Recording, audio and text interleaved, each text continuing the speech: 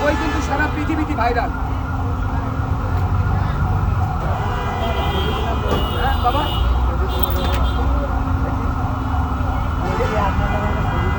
হ্যাঁ যাবে। একটা কেন, যে কয়টা খুব আলহামদুলিল্লাহ ভালো আছেন। একটা কেন, আপনি যে কয়টা খুশি। আমার ভিডিও দেখেন? আচ্ছা,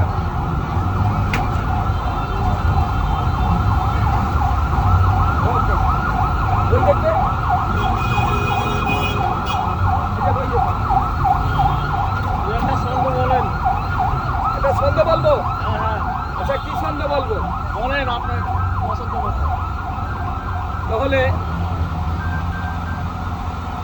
মনেতে চাই অনেক কিছু, ভালো মন্দ খেতে, সাহস পাই না দামের ভয়ে মাছ বাজারে যেতে, আয় হয় না 500 টাকা, মানুষ 8 জন, নুন আনতে পান্থা শেষ, পাই না কারোর মন, ছোট ছোট ছেলে মেয়েরা না বুঝে ধরে অনেক বায়না, দীর্ঘশ্বাস বুকে চেপে বলি বাবা আমরা হলাম গরিব মানুষ, ভালো কিছু খায় না, ভুলে গেছি গরুর গোস্ত না মানি না মুখে, ওসব এখন ধনির পণ্য, তারা খেয়ে থাক না বেঁচে সুখে, বলবো শুনবে ইলিশ মাছ রূপকথার এক গল্প, সেই যে কবে খেয়েছিলাম দাম ছিল তখন অল্প, এসব কথা বলতে গেলে কষ্টের নাই শেষ, সিন্ডিকেটের কবলে কেন এখনো বাংলাদেশ।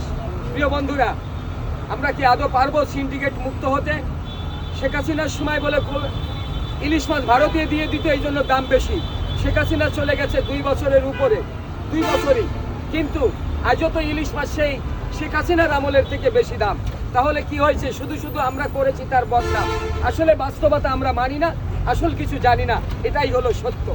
ধন্যবাদ। আপনাকে অনেক অনেক ধন্যবাদ।